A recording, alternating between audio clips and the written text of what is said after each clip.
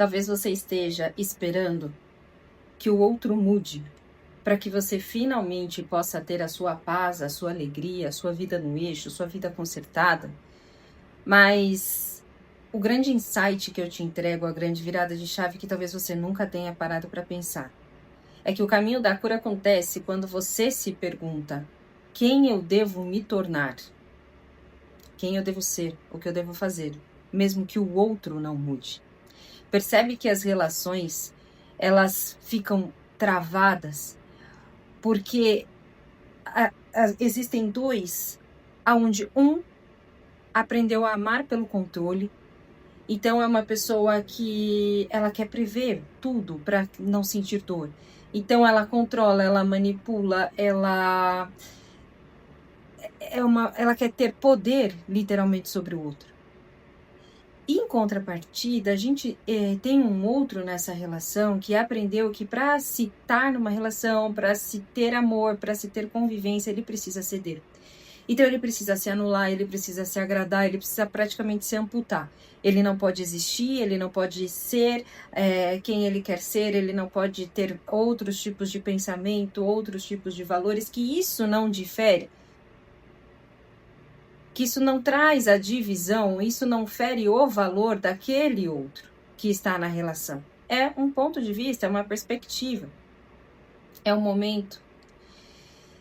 E quando, então, os indivíduos eles partem da relação a partir disso, onde um controla e o outro se submete, é onde a gente vai encontrar os conflitos.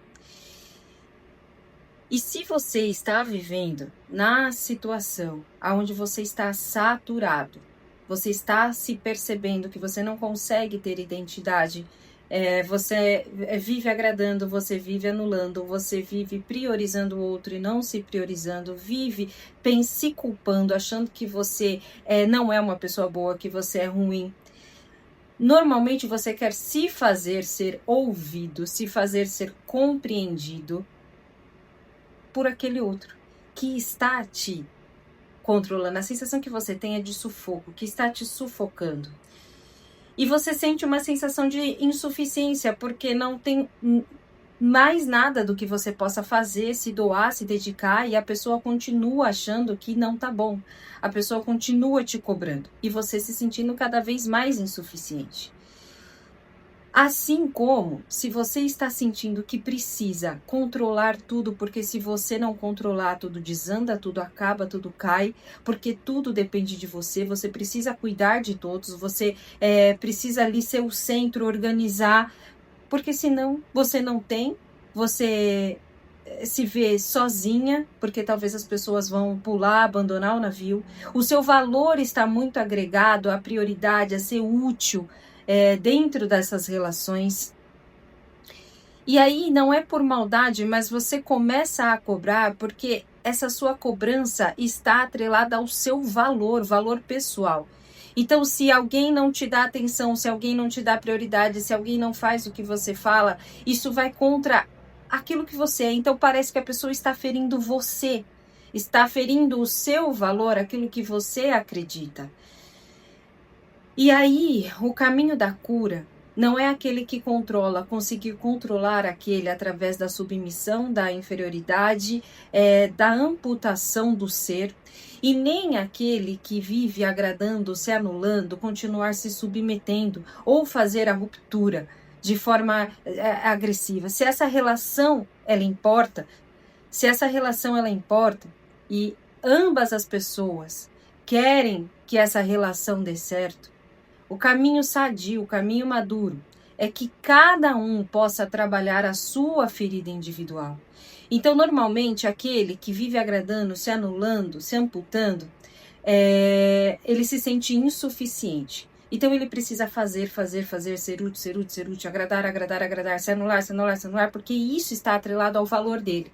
Então, se eu me submeto, se eu tenho o sorriso do outro, se eu tenho o elogio do outro, se eu tenho o reconhecimento do outro, se eu tenho a validação do outro, eu tenho valor. Então, é onde o indivíduo precisa trazer o eixo para ele. Independentemente do que o outro pense sobre ele, da atitude que ele tenha, se ele sabe que isso é uma virtude, é um valor dele, ele tem valor, ele constrói o valor dele não está atrelado à boca do outro, o valor dele seja um elogio, seja uma crítica, seja um julgamento. Então ele constrói esse amor próprio, isso é amor próprio. E quando ele constrói amor próprio, ele consegue estabelecer limites, ele consegue se respeitar. Quando ele constrói amor próprio, ele consegue se valorizar. Ele consegue amar sem se submeter. E aí, este outro que está tentando controlar tudo, segurar tudo, sustentar tudo, prover tudo, quando ele percebe ou ele sente que talvez aquele outro está se respeitando, então ele não consegue ter domínio mais.